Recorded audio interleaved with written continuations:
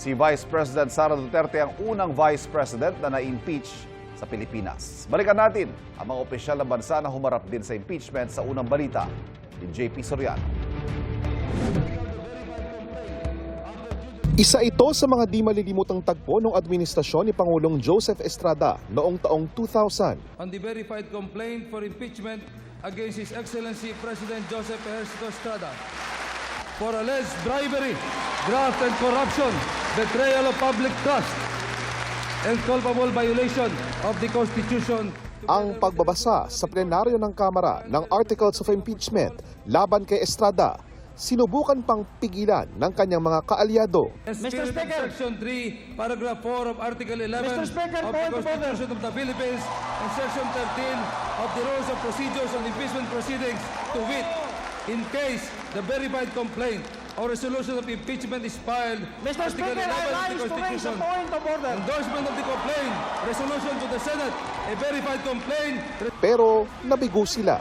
Accordingly, the Secretary General is immediately directed to transmit to the Senate the impeachment complaint constituting the articles of impeachment together with the verified resolution of endorsement. Session is suspended.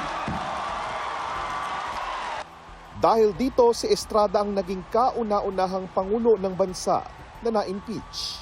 The no votes have it. Hindi man natapos ang kanyang impeachment trial bunsod ng pagsiklab ng EDSA 2 na nagpatalsik sa kanya sa pwesto.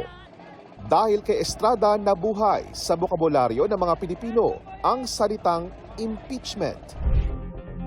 Ito yung prosesong nakasaad sa saligang batas para sa pagpapatanggal sa pwesto ng mga Pangulo, Vice-Presidente, mga miyembro ng Korte Suprema at pinuno ng mga Constitutional Commission, gayon din ng Ombudsman. Sa pagsasaliksik ng GMA Integrated News Research, unang nasubok yan taong 1949 pa lang nang sampahan ng reklamong impeachment si Noy Pangulong Elpidio Quirino. Taong 1964, naharap din yan si Pangulong Diosdado Macapagal.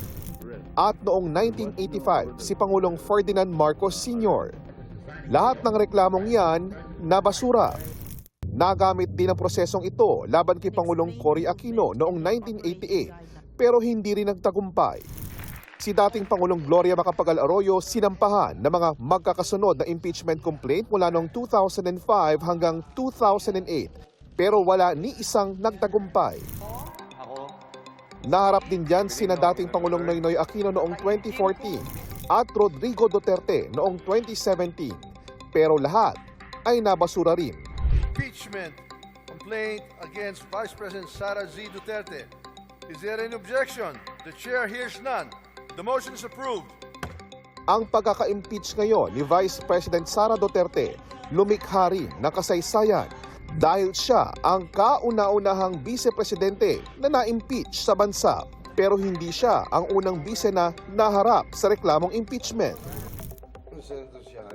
Si Estrada naharap na rin dito noong panahong vice siya noong 1994. Gayon din si Noy Vice President Gloria Macapagal Arroyo noong taong 2000. Pawang hindi nagtagumpay ang mga yan. May naghain din ng impeachment complaint kina Vice President Noli de Castro noong 2005 at Leni Robredo noong 2017.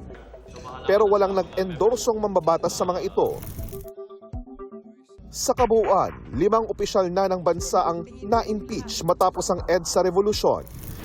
Yan ay sina Pangulong Estrada noong taong 2000, dating Ombudsman Merceditas Gutierrez noong 2011, dating Chief Justice Renato Corona noong 2012, dating COMELEC Chairman Andres Bautista noong 2017, at ngayon si Vice President Duterte.